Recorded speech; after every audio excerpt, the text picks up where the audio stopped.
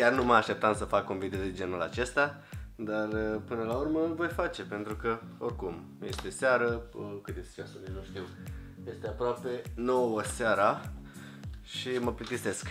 Și m-am decis să vă prezint un pic pisoiașii pe care i-am eu pe aici.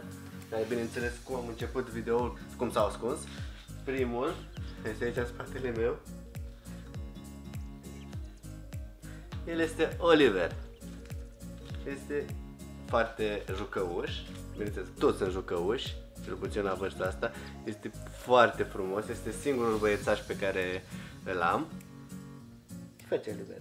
În ultimul timp am învățat să toarcă de ieri, dacă tot mă gândesc bine. A venit la mine așa deodată și a început să toarcă. Și acum mă voi duce și voi prinde un alt pisoiaș, pentru că am 3. Și am venit cu numărul 2. Bine, îi iau un număr în față de cum s-au născut. Deci Oliver a fost primul, ea a fost a doua și aia este Mina. Eu îi spun Minuța. Este și ea foarte vioaie și nu prea stau ei în brațe, nu știu cum, pentru că eu am încercat să-i țin în brațe de când s-au născut, tot m-am jucat cu ei, am încercat să-i țin în brațe, dar nu stau deloc, nu știu, nu stau deloc.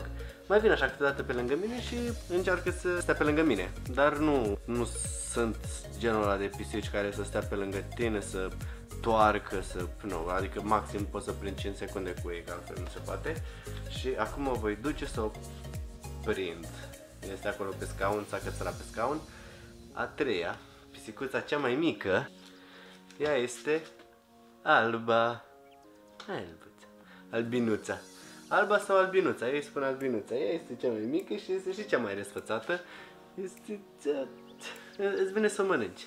Deci vă dați seama din ce cauză i-am spus Alba sau Albinuța, pentru că în mare parte este albă. Cu ea sunt 3 puiți de pisică foarte drăgălași. Pe Albinuța avem deja la cine să o dăm. Va avea un stăpân foarte bun. Deja i-am mai dat mai de mult o pisică și a avut grijă de el și îl are și în ziua de astăzi.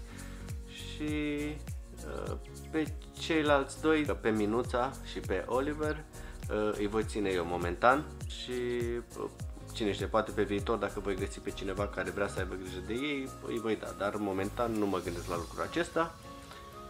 Sunt toți 3 foarte jucăuși și nici nu știu cum o să fac ca să mă despart de ei, ca să încerc să-i prind pe toți 3 deodată.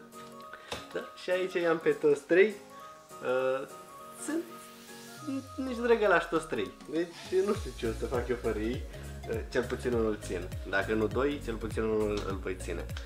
Dacă v-a plăcut, nu uitați să dați un comentariu să spuneți care v-a plăcut cel mai mult. Bineînțeles, sper că v-au plăcut toți 3, pentru că mie îmi plac toți 3 foarte mult. Nu aș vrea să mă despart absolut de niciunul.